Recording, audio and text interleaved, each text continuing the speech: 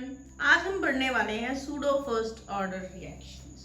तो pseudo first order reactions पढ़ने से पहले मैं आपको इसके रिगार्डिंग थोड़ी सी इंफॉर्मेशन देने वाली हूँ जो आपको इस टॉपिक को समझने में हेल्प करने वाला है।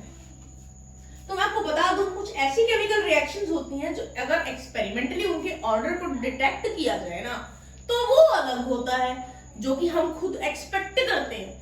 हमारे एक्सपेक्टेशन से अलग ऑर्डर निकलता है कुछ रिएक्शंस का।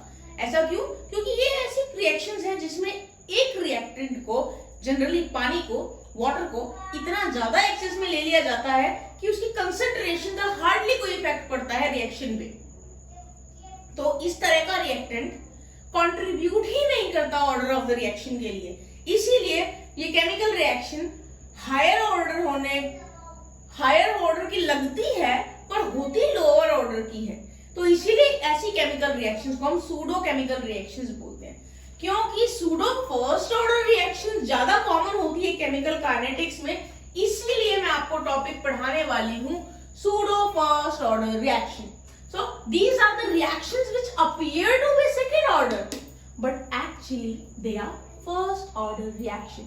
क्यों? वही रीजन है, एक रिएक्टेंट जनरली वाटर को इतना एक्सेस में ले लिया जाता है कि उसकी कंसंट्रेशन का हार्डली ही कोई इफेक्ट पड़ता है रिएक्शन रेट पे। तो इस तरह के रिएक्टेंट को हम ये हमने यहाँ पानी लिया है, इस तरह के रिएक्टेंट की अगर मैं बात करूं तो ये कंट्रीब्यूट ही नहीं करता रिएक्शन के ऑर्डर के लिए। तो एग्जांपल्स मैं आपको बता देती हूँ। Inversion of cane sugar. क्या है inversion of cane sugar? Inversion of cane sugar जो है उसमें केन शुगर के बारे में बताया गया है किस तरह से उसकी हाइड्रोलिसिस होती है in the presence of H positive ion. H positive ion की प्रेजेंस में, मतलब मिनरल एसिड की प्रेजेंस में इसकी हाइड्रोलिसिस होती है, मतलब एक्सेस ऑफ वाटर में इसको हाइड्रोलाइज किया जाता है and it gives you glucose and fructose। and again देखने से हमें लग रहा है कि यहाँ पे दो रिएक्टेंट्स हैं तो ये सेकेंड ऑर्डर रिएक्शन होगी, बट क्योंकि पानी यहाँ पे एक्सेस में लिया है इसीलिए reaction rate does not depend on it, it depends on this and rate comes out to be rate equals to K C12H22O11 means sucrose की मोलर कंसंट्रेशन पे डिपेंड करता है रिएक्शन रेट। नेक्स्ट एग्जांपल है hydrolysis of ester. Ester को hydrolyse किया जाता है, hydrolysis होती है, मतलब पानी एक्सेस में लिया जाता है तो ये इथेनोइक एसिड और इथेनॉल बनाता है। Again here one of the reactant is in excess, therefore the reaction rate does not involve this and the reaction rate depends only on the concentration of this reactant। देख सकते हो आप। तो ये आपका सूडो फर्स्ट ऑर्डर रिएक्शन हो गया। अब मैं आपको कुछ बातें बताने वाली हूँ नेक्स्ट टॉपिक के रिलेवेंट। हालांकि मैं यहाँ पे डिस्प्ले बोर्ड पे नहीं लिख रही हूँ, यहाँ पर बोर्ड पे नहीं लिख रही हूँ, मैं डिस्प्ले नहीं कर रही हूँ, जस्ट मैं आपको बताऊंगी क्योंकि वो टॉपिक्स बहुत ही शॉर्ट में आए हैं, अब सिलेबस में डिलीट हो चुके हैं काफी सारा पोर्शन उसमें। नेक्स्ट टॉपिक है temperature dependence of rate of reaction. Temperature dependence की बात कर रही हूं मैं, इसके बारे में मैं पहले भी बात कर चुकी हूँ चैप्टर की स्टार्टिंग में कि टेम्परेचर जो है उसमें जनरल बात ये होती है with every 10 degree rise in the temperature the reaction rate doubles and this is true only for those reactions in which heat और एनर्जी इज रिलीज्ड, मतलब एक्सोथर्मिक के केस में ये है। तो इसमें हमें सिर्फ एक छोटी सी इक्वेशन याद रखनी है और वो इक्वेशन है, मैं यहां पर बनाऊंगी, यहां लिखूंगी वो इक्वेशन क्या है।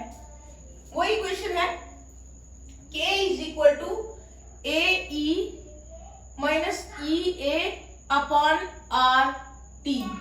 ये आर्हेनियस इक्वेशन है, but Arrhenius equation is deleted from the syllabus, आपको नहीं करनी है ये।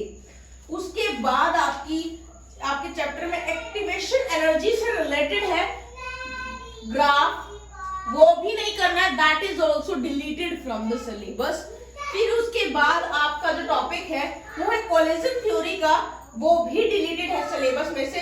सिर्फ आपको एक छोटी सी इक्वेशन याद करनी है, rate is equal to ZAB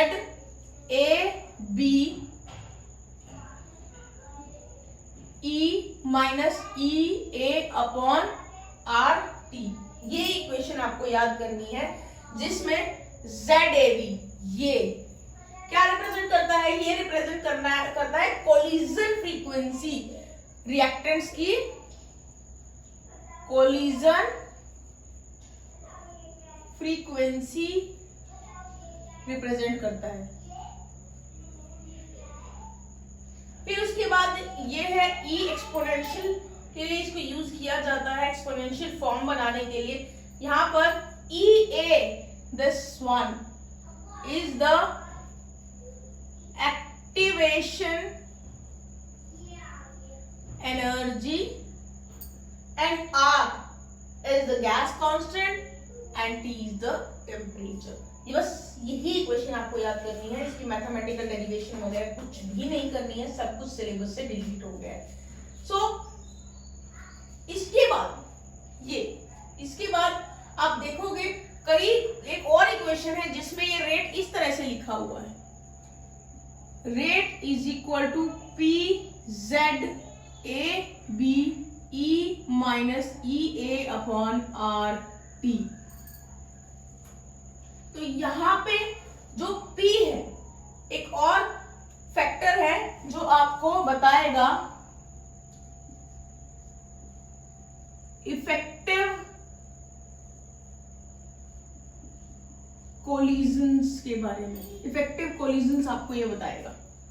तो ये दो फॉर्मूले याद करने हैं। This completes your chapter. You can now revise it. You can see the videos again. You can do practice of numericals. You can do whatever you want to do.